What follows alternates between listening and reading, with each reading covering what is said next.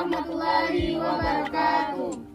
Kami dari kelompok 7 akan menampilkan hasil penyuluhan dari kelompok kami. Selamat menyaksikan.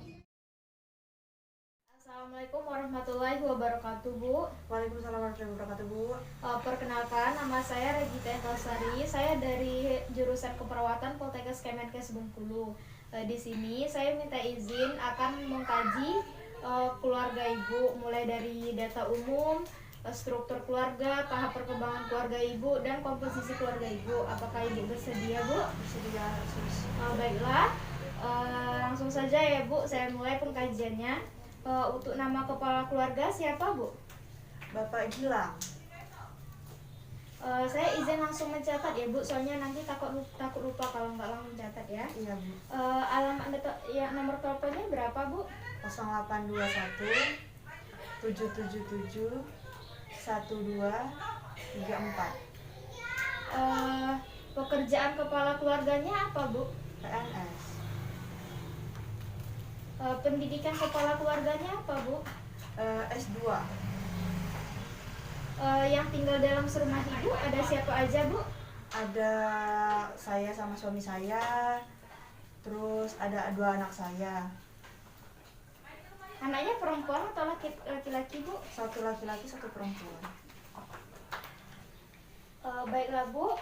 Nama suami Ibu tadi Bapak Gilang ya? Iya.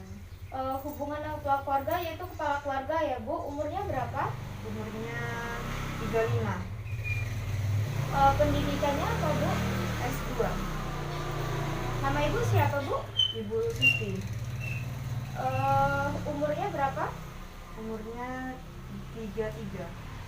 Pendidikan Ibu apa? S1. S1. Anak pertama Ibu siapa namanya? Imron.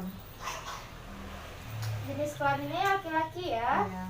Umurnya berapa? Umurnya 25. 25. Pendidikannya? Pendidikannya sekarang S1. S1 Bu ya. Anaknya yang kedua siapa? Anak yang kedua saya namanya Nur Halimah. Halimah ya Bu ya. Jenis kelaminnya perempuan. Ya. Umurnya berapa? Umurnya 12 tahun. 12 tahun. Pendidikannya SMP ya, Bu? Iya. Anak-anak Ibu sudah status imunisasinya sudah semua ya, Bu ya, sampai campak? Mau sudah semua, Bu. Baik, bagus ya, Bu ya. Baiklah, Bu, selanjutnya saya akan mengkaji genogram Ibu pada keluarga Ibu. Kalau boleh tahu, orang tua suami Ibu masih ada nggak? Masih. Ibunya masih ada, kalau bapaknya udah meninggal. Udah meninggal ya, Bu. Suami Ibu berapa bersaudara, Bu? 3. 3. Anak pertama perempuan atau laki-laki? Perempuan. Anak kedua? Perempuan, terus laki-laki. Ya, suami Ibu sendiri ya? Iya. Kalau dari Ibu, orang tua Ibu masih lengkap? Masih. Ibu berapa bersaudara, Bu? Kami 3 juga, Mbak. Oh, 3. Perempuan anak pertamanya atau laki-laki, Bu? Perempuan, laki-laki, perempuan.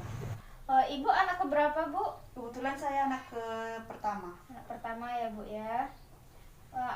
Anak Ibu tadi 2 Ada orang 2, ya, Bu ya. Laki-laki 1 Laki-laki sama sama perempuan 1. perempuan. Kalau umur dari orang tuanya suami Ibu berapa umurnya, Bu? Yang Umurnya kalau yang ibu kemarin, ibunya itu kalau nggak salah saya sekitar 95-an. 95 tahun ya, Bu. Ibunya suami Ibu ada riwayat penyakit enggak? Riwayat penyakitnya paling hipertensi, Mbak. Hipertensi ya. Minum obat rutin enggak, Bu? Minum ya.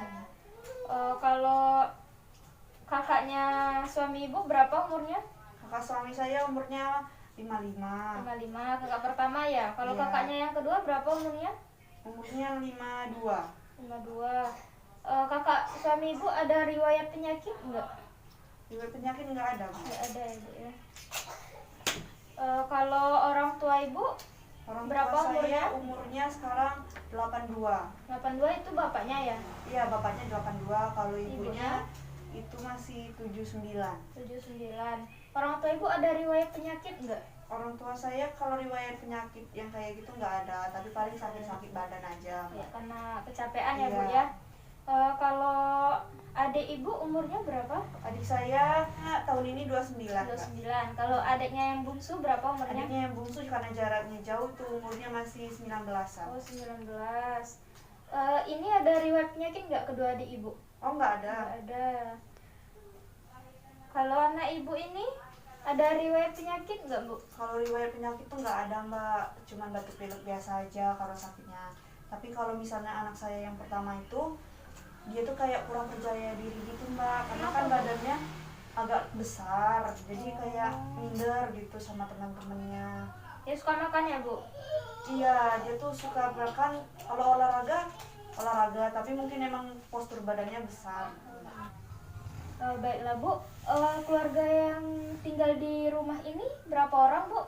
Oh, kalau tinggal di rumah ini cuman kami berempat aja, Mbak. Oh, ibu, suami ibu sama kedua anak ibu ya? Iya. Berarti tipe keluarga ibu ini keluarga inti ya, Bu Iya, ya? keluarga inti. Biasanya ibu menggunakan bahasa apa kalau di rumah, Bu? Bahasa Indonesia Bahasa biasanya, Kak. Indonesia ya, Bu ya?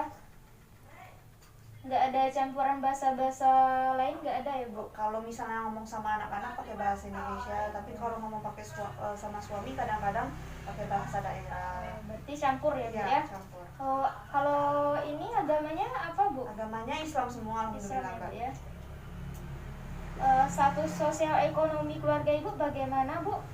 Oh, kalau status sosial ekonomi itu maksudnya gimana, Mbak? Kalau suami ibu pendapatannya berapa per bulannya? Oh, suami saya itu pendapatannya lebih kurang 5-8 juta, 5 Mbak, sampai dalam 8 satu juta. bulannya. Kalau 5 sampai 8 juta ini diperlukan untuk apa? Untuk sekolah anak atau ditabung iya. atau gimana, Bu? Itu kan ada 8 juta, jadi sebagian uangnya ditabung, sebagian untuk keperluan pendidikan. Kalau untuk masalah rumah tangga biasanya menggunakan uang gaji saya, Mbak. Oh, kalau pendapatan ibu berapa, Bu? Oh, Per hampir bulannya? sama lebih kurang. Oh, Mbak. hampir sama ya, Bu Iya. ya. Baiklah.